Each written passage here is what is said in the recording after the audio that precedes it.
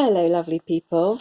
As some of you know already, if you're on my mailing list, I'm planning a new kit on Psalm 139 for June, and I'm really excited about this because I think Psalm 139 is probably my favourite psalm, certainly one of. I've just done the kit on Psalm 23, and I know lots of you are working your way through that.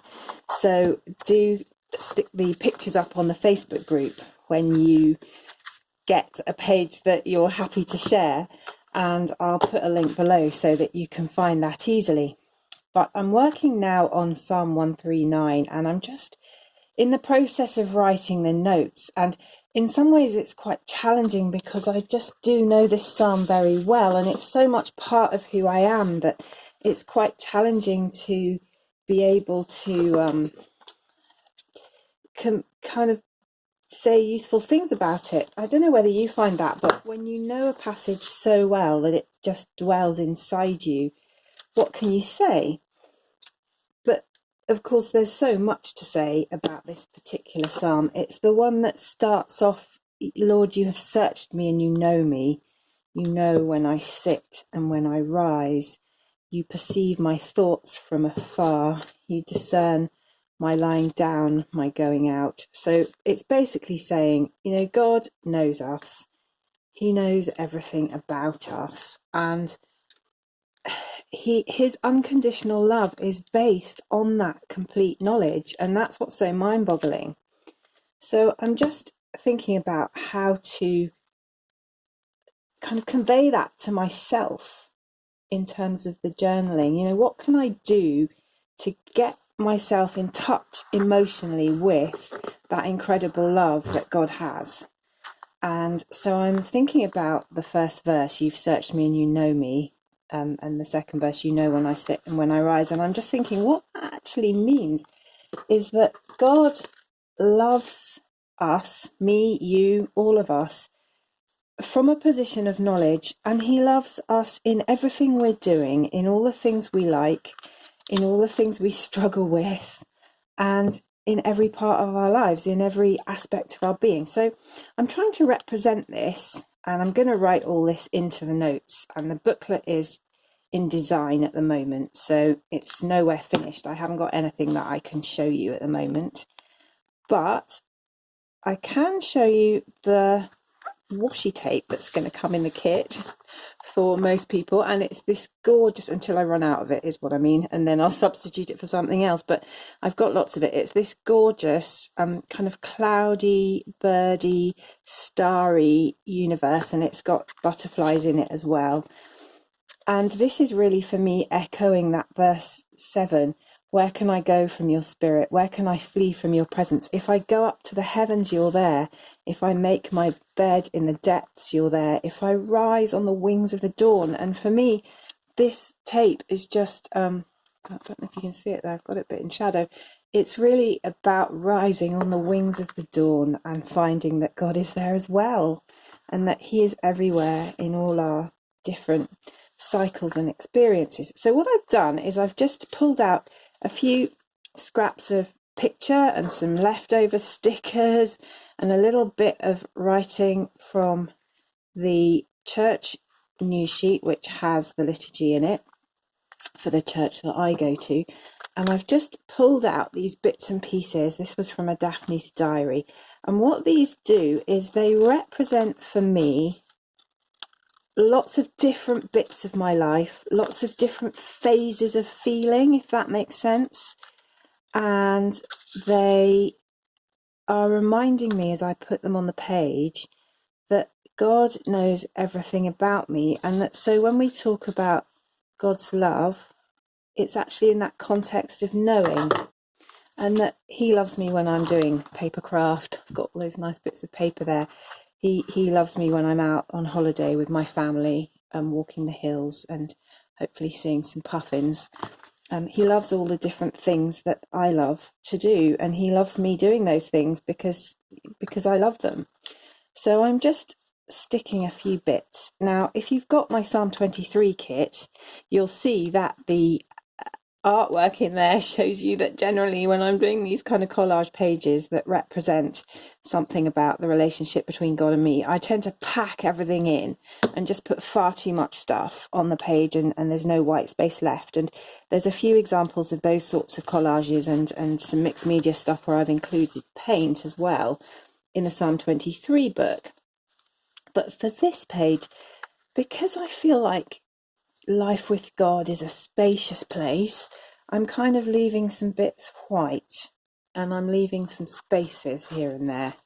Sorry, that's disappeared out of the shot there. There we go. So I'm doing this very deliberately in a slightly different style to my normal style where I just hit the paper with loads of different sorts of things. So I've got my bike here because that's one of the places where I find it easiest just to have quiet alone time with God when I'm cycling. Unfortunately, my bike doesn't look quite like that, but that's kind of like one of my main prayer places actually, when I'm cycling around in the wind and the rain and the sun, and I just love all that. So I'm just sticking these pieces down. Now, this is a lovely little bundle of old papers, and that for me represents my wider family, my grandparents who aren't with us anymore, and my parents and my cousins and my heritage, and that has helped to make me who I am. And God knows all about that. He knows all the good stuff in that. He knows all the challenging stuff in that. So that's just representing that for me. And also the idea of journaling and documenting and enjoying, savouring the present, which then becomes the past, and God keeping that safe in the ribbon with the forget-me-not on top.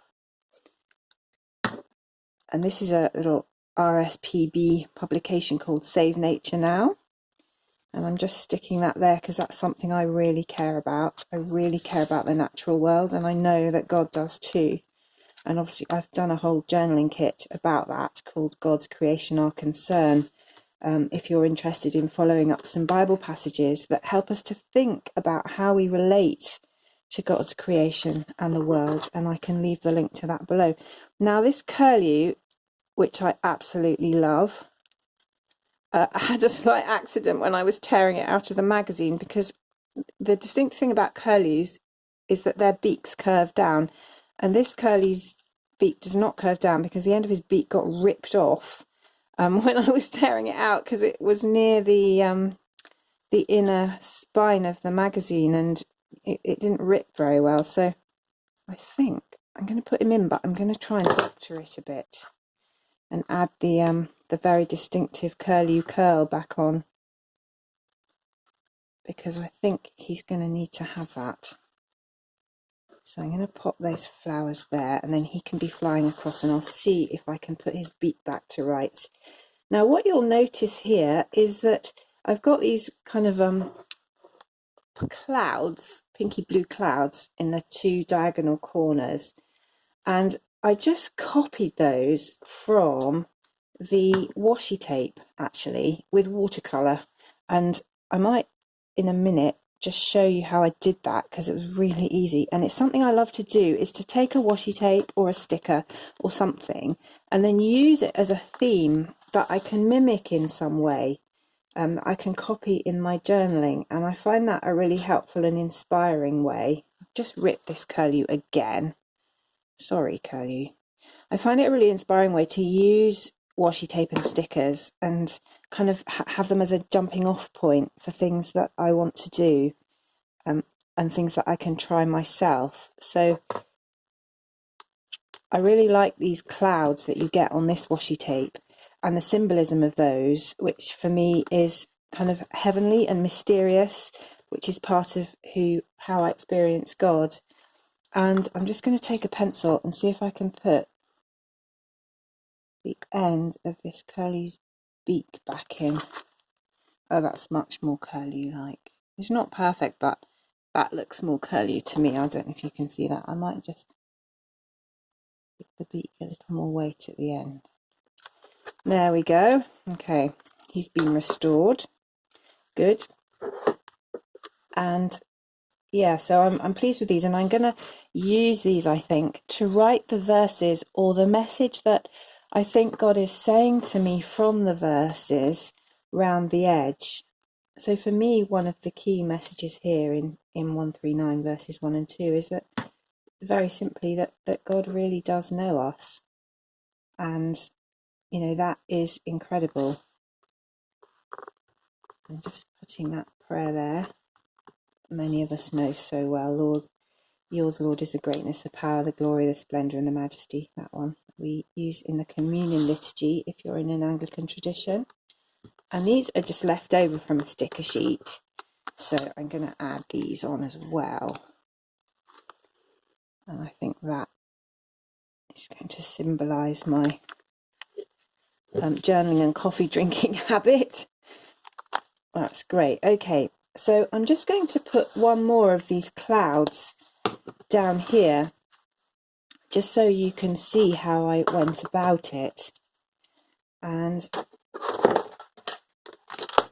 here's my lovely paint box that I've had for a while, and I just add pans to it when I feel like it. So I'm just going to use two colours, I think, for this. This one's called Opera Rose, which is a pinky, and then I'm going to use French Ultramarine, and I'm just using Winsor & Newton colours here, but any kind of quality is great. These are quite nice ones, but children's watercolours are just as good. So what I'm going to do is I'm going to use some water, and I'm using an aqua brush here. Just make sure that's in the shot. And I'm using this aqua brush to create a water outline of where I want the cloud to go. And of course, at this stage, I can adjust that by blotting it with a tissue. And I've got quite a bit of water on there, possibly too much actually. Let's see, take some out of the middle and you'll see why in a minute. Okay, so I've got a nice watery edge there, and I don't think the camera will pick that up too well, but I'm now going to put some of this blue into the water, and you'll see it moves around. And I'm not filling all the bits, I'm just putting it in some of the places. And because I haven't dipped my brush back into the paint yet, it's very pale over here, but it's darker there where it's ponding. And because the paper's on a slope and you can move it around, I think I do need a bit more pigment there. So I'm just going to add that.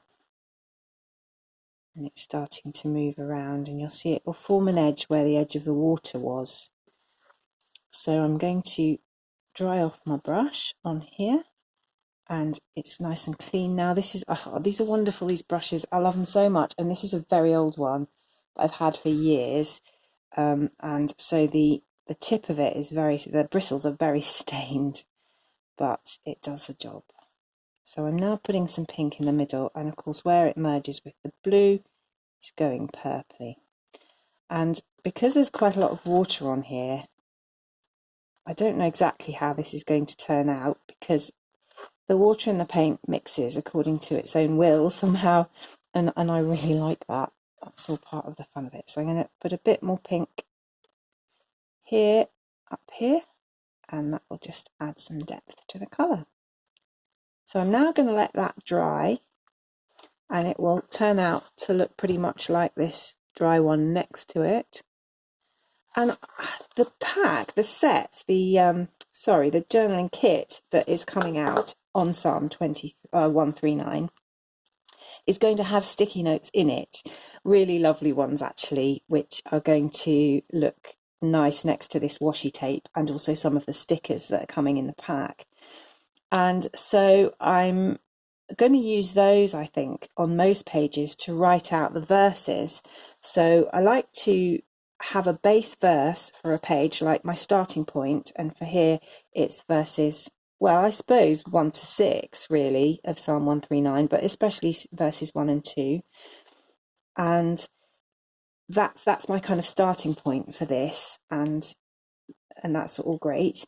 But what I want to do is then write out those verses somewhere on the page, so that when I look at this, the pictures are very emotive for me, and so they're doing the job of connecting me with God and the truth that's in that text.